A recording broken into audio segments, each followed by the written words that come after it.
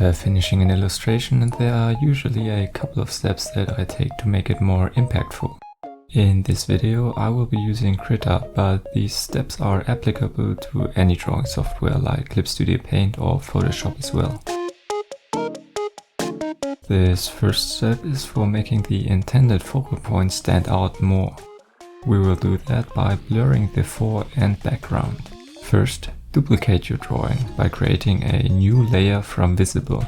This new layer contains your whole drawing on one single layer, so next, under Filter, Blur, we can apply a Gaussian blur to it.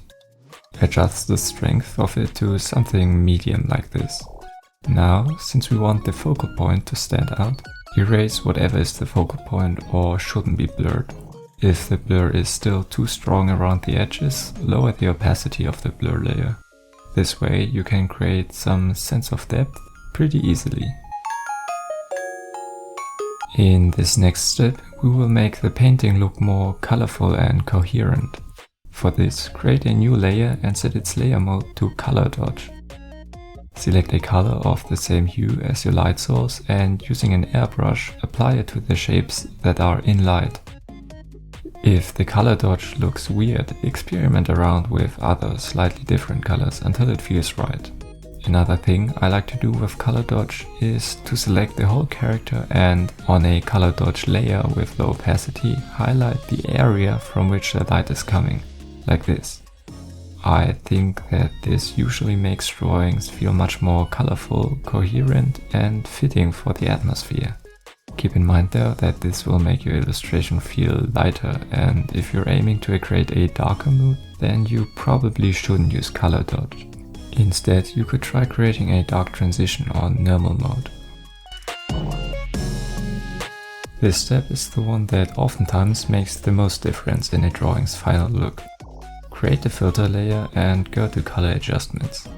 Now, in this adjustment window, I usually only select the RGBA channel and adjust the curve such that it looks kind of like this.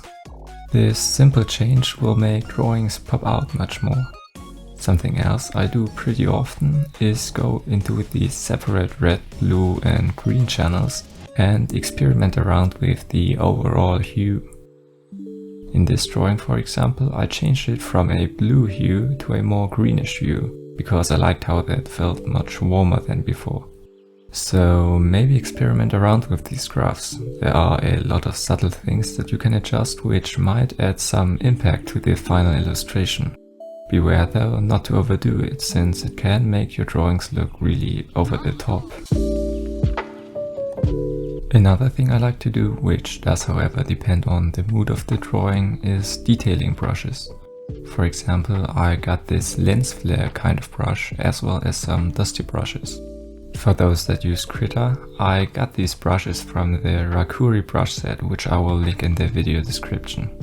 For those using any other drawing program, I am pretty sure there are tons of free brushes, similar to these ones for other programs like Clip Studio or Photoshop as well.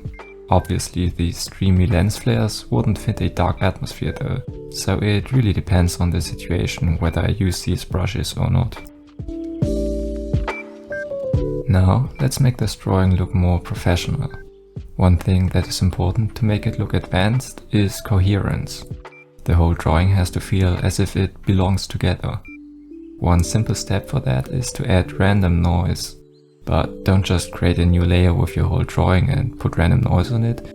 That would make everything look quite grayed out. Instead, create a new layer and fill it with 50% gray. To get a perfect 50% gray, you can do it like this.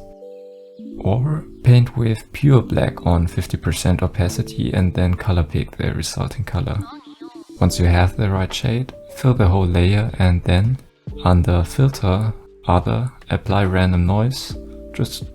Apply random noise. Now you only need to change the layer mode to overlay, which will make the 50% gray not affect your drawing. If the noise is too strong, change the overall opacity of the layer. Hopefully now your drawing will feel more coherent, less digital and overall more professional. This final step is one that I've learned only a few months ago, but it's already by far my favorite one. If you want to make your drawing feel more detailed or like it's been painted traditionally, or generally give it some flair, then search for a picture with paint texture. Usually I like to use Pinterest for things like this. Copy the image and import it as a new layer into your drawing. Then resize it to cover your whole canvas and set the saturation to 0. Then you only need to set the layer mode to overlay and voila, your whole drawing has a texture. You will probably need to adjust the opacity of the layer though, and perhaps experiment around with some of the different textures until you get one that suits your drawing. Maybe try a crumpled paper texture or a traditional canvas texture, something like that.